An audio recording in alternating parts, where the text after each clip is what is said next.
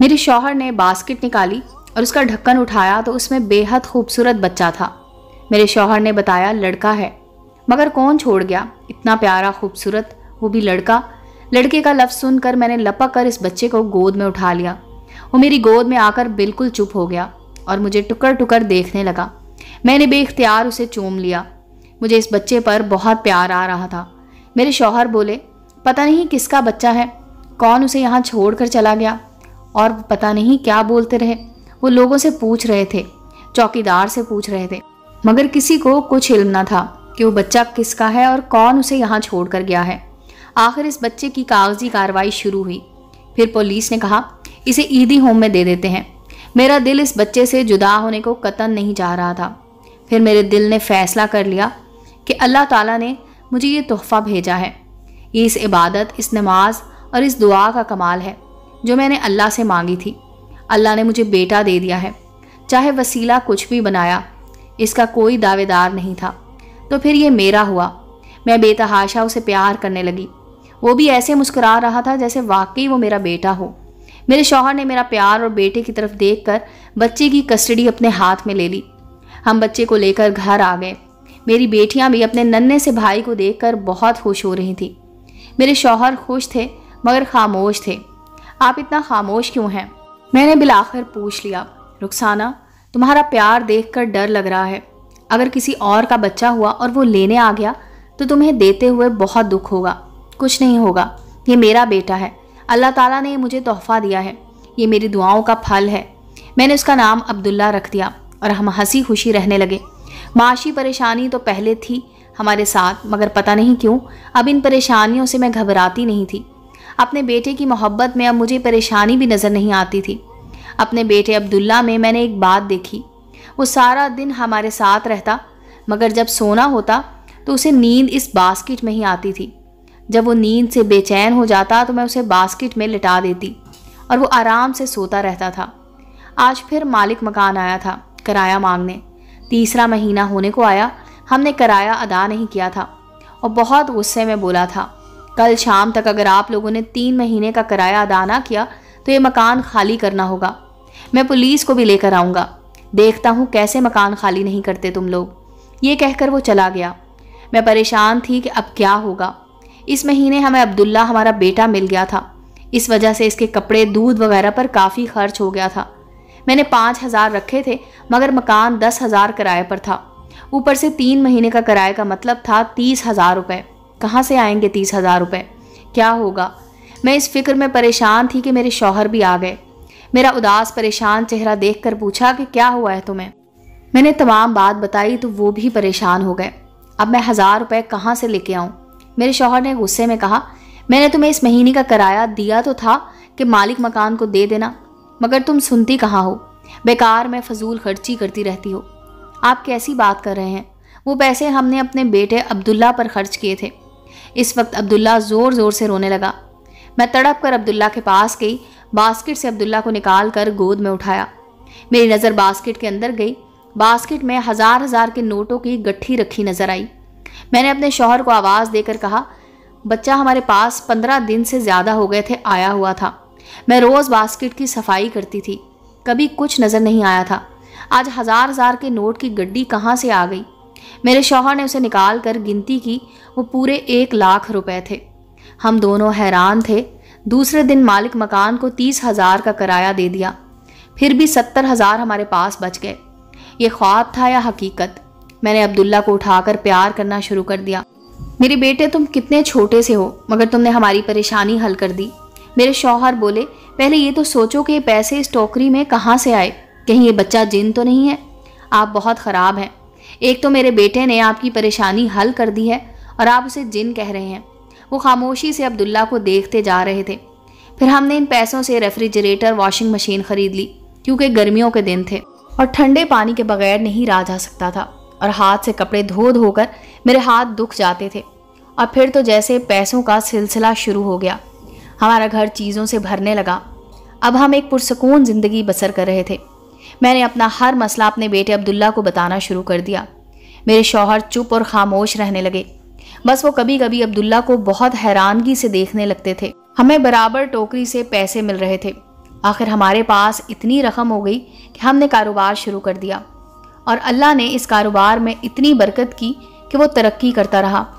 پھر ہم نے بہت اچھی جگہ پر گھر خرید لیا، گاڑی بھی تھی، نوکر چاکر سب کچھ تھا، بچے اچھے اسکول میں پڑھ رہے تھے۔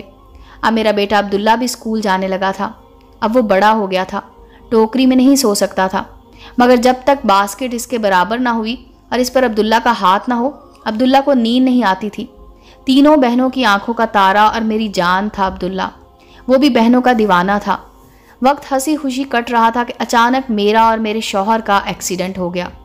میرے شوہر موقع پر ہی ہلاک ہو گئے اور وہ مجھے اور اپنے چاروں بچوں کو چھوڑ کر اللہ میاں کے پاس چلے گئے۔ مجھے بھی بہت زیادہ چوٹیں آئیں، مگر سب سے بڑا نقصان میرا یہ ہوا کہ میری زبان کٹ گئی اور میں عمر بھر کے لیے بولنے سے محروم ہو گئی۔ اپنی بات ہاتھ کے اشارے سے بتاتی، اوپر سے میری ریڑھ کی ہڈی میں بھی فرق آ گیا تھا، اس وجہ سے میں بستر کی ہو کر رہ گئی تھی۔ میرے بچوں کا کیا ہو رہا تھا، کون میرے بچوں کی دیکھ بھال کر رہا تھا، مجھے کچھ خبر نہ تھی۔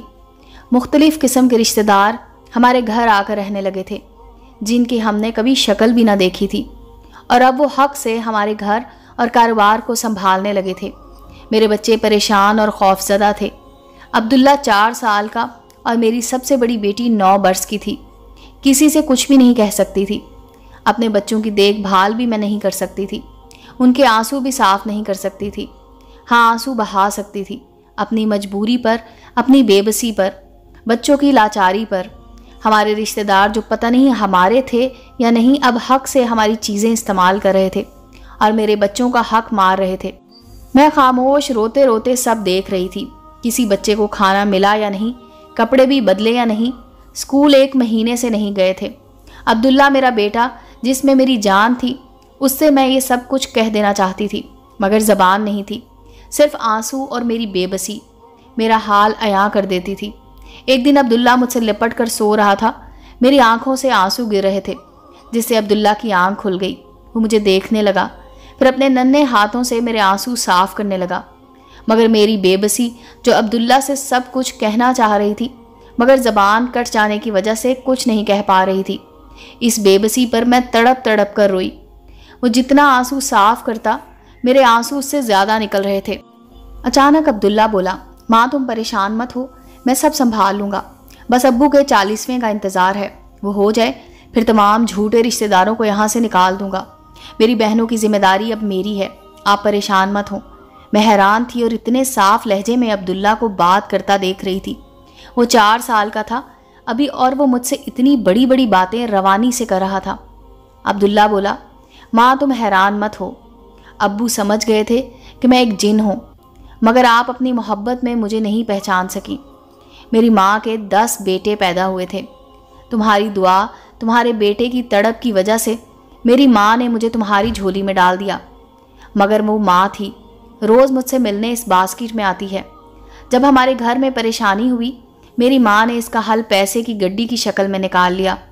میں آپ کی نظر میں 4 سال کا ہوں، مگر حقیقت میں 20 سال کا ہو گیا ہوں، مگر آپ کا وہی 4 سال کا بیٹا بن کر اپنی بہنوں کو سایہ دوں گا۔